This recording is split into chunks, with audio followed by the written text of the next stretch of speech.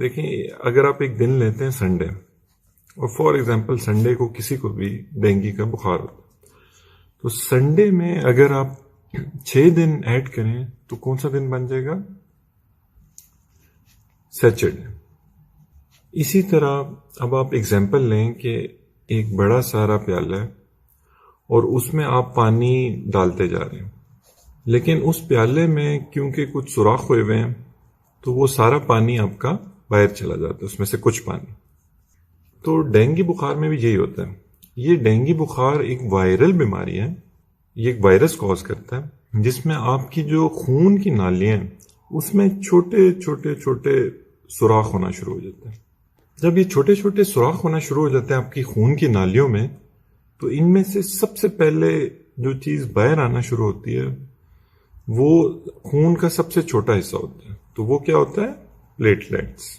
تو کیونکہ پلیٹلیٹس باہر آنا شروع ہو جاتے ہیں، اس لیے پلیٹلیٹس آپ کے کم ہونا شروع ہو جائیں گے۔ فار ایگزامپل اگر آپ کے پہلے دن آپ کے 170 پلیٹلیٹس ہیں، تو دوسرے دن جب ڈینگی بخار آپ کو ہونا شروع ہوگا تو دوسرے دن ہو سکتا ہے آپ کے 150 رہ جائیں، تیسرے دن ہو سکتا ہے آپ کے 100 رہ جائیں، اس کے بعد چوتھے دن 75 رہ جائیں، اس کے بعد 5ویں دن 50 رہ جائیں۔ لیکن جب چھٹا دن آئے گا تو یہ آپ کے پلیٹلیٹس چھٹے دن کے بعد، ڈینگی کیونکہ وائرل ڈیزیز ہے تو یہ سیلف لمیٹنگ ہے۔ یہ سیلف لمیٹنگ کا مطلب ہوتا ہے خود بخود ٹھیک ہونا شروع ہو جاتا ہے۔ تو چھٹے دن کے بعد دوبارہ آپ کے پلیٹلیٹس بڑھنا شروع ہو جاتا ہے۔ لیکن کیونکہ لوگ اس دوران کوئی پتے کھا رہا ہوتا ہے، کوئی کچھ کھا رہا ہوتا ہے، ٹوٹکے کر رہے ہوتے ہیں، تو ان کو یہ لگتا ہے کہ شاید یہ پتے کھانے سے یا ان ٹوٹکوں سے یہ پلیٹلیٹس بڑھ رہے ہیں، جبکہ ایسی بات نہیں ہے۔ ڈینگی کے بخار ہونے کے چھٹے دن وہ خود بخود بہتری کی طرف پیشنٹ مائل ہونا شروع ہو جاتا ہے۔ اچھا، اب دیکھیں، اگر خون کی نالی میں سوراخ ہو رہے ہیں چھوٹے چھوٹے، اور سب سے خون کا چھوٹا کلیہ جو ان سے تھا پلیٹلیٹس، وہ تو باہر آ گئے، ساتھ کیا چیز باہر آنا شروع ہو جائے گی؟ ساتھ آپ کی باہر آنا شروع ہو جائے گی واٹر یا پانی۔ اب لوگ کیا کرتے ہیں کہ لوگ اپنا تمام فوکس رکھ دیتے ہیں پلیٹلیٹس پہ، جبکہ اصل جو آپ کا فوکس ہونا چاہیے وہ ہونا چاہیے واٹر پہ، کیونکہ یہ سب سے ڈینجرس چیز ہے۔ دیکھیں، اگر آپ کے پلیٹلیٹس خون میں کم ہو بھی جائیں نا تو اس سے کوئی فرق اس طرح نہیں پڑ رہا ہوگا کہ آپ کے جسم پورے میں کہیں پہ بھی خون نہیں نکل رہا، تو یہ ان کی کمی آپ کو کوئی کسی طرح تنگ نہیں کرے گی۔ لیکن اگر آپ کا پانی، کیونکہ وہ جب باہر آنا شروع ہوگا اور آپ ڈی ہائیڈریشن میں چلے جائیں گے، تو اب کیا ہوگا کہ آپ کے پورے جسم میں چھوٹے چھوٹے السرز بننا شروع ہو جائیں گے، اور اب کیونکہ وہ السرز بنیں گے تو تب پلیٹلیٹس کم ہونے کی وجہ سے بہت زیادہ بلیڈنگ ہوگی۔ اب اس کے بعد جو اگلا چیز جو ہمیں سمجھنی چاہیے اس میں، وہ یہ ہے کہ دیکھیں، اگر ایک خون کی نالی ہے اور اس میں سے پلیٹلیٹس باہر آ رہے ہیں اور پانی باہر آ رہا ہے، تو اس کو ہم کس طرح مانیٹر کریں گے؟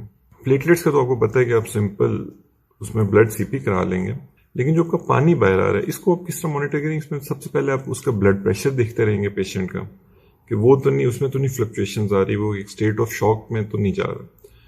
پھر آپ سائنز آف ڈی ہائیڈریشن دیکھیں گے پیشنٹ پہ، کہ پیشنٹ کسی طرح بھی سائنز آف ڈی ہائیڈریشن میں تو نہیں جا رہا۔ اس میں one of the biggest signs is urination, کہ اگر پیشنٹ پیشاب کرتا رہ رہا ہے تو تب اس کا مطلب ہے کہ پیشنٹ کی باڈی ٹھیک ہے، وہ ابھی تک اس طرح ڈی ہائیڈریٹ نہیں ہوئی۔ ڈینجر سائن تب ہوگا کہ اگر اس کی یورینیشن اس کو آنا بند ہو جائے، یا اس کا کلر جو سا ہے وہ بہت ڈارک ہو جائے، اور خاص طور پہ اگر وہ بند ہو جائے تو یہ ایک بہت بڑا ڈینجر سائن ہوگا۔ پھر ہم پلس پریشر کو بھی دیکھتے ہیں، یہ بھی اگر ڈی ہائیڈریشن میں پیشنٹ جا رہا ہوگا تو یہ بھی اس کی خراب ہونا شروع ہو جائے گی۔ ساتھ ساتھ ہم واٹر کو، کہ وہ جو باہر اسکیپ کر رہی ہے اس کو دیکھنے کے لیے کہ وہ کن کن کمپارٹمنٹس میں جا رہی ہے، تو ہم الٹرا ساؤنڈ بھی اس پیشنٹ کے کراتے جائیں گے۔ اب ڈینگی کا ایک ہی ٹیسٹ ہے جو ڈینگی اسپیسیفک ٹیسٹ ہے، DS1 جسے آپ کہتے ہیں، یہ اب پہلے دن سے ڈینگی کے پازیٹیو ہو جاتا ہے، اور یہی سب سے یوزفل ٹیسٹ ہے، کیونکہ باقی تمام ٹیسٹ ڈینگی ہونے کے کچھ عرصے بعد پازیٹیو ہوتے ہیں۔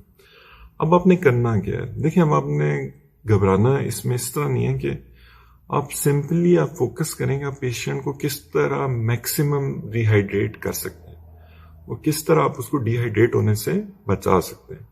یہ آپ کا سب سے امپورٹنٹ پوائنٹ ہے، کیونکہ اگر آپ اس کو ڈی ہائیڈریٹ نہیں ہونے دیں گے تو اس کو السر نہیں بنیں گے، السر نہیں بنیں گے تو اس کے بلیڈنگ پوائنٹس نہیں ہونا شروع ہو جائیں گے، اور اگر اس کی بلیڈنگ نہیں شروع ہو جائے گی پورے باڈی میں، تب یہ جو پلیٹلیٹس کم ہو بھی رہے ہیں اس سے کچھ مسئلہ نہیں ہوگا.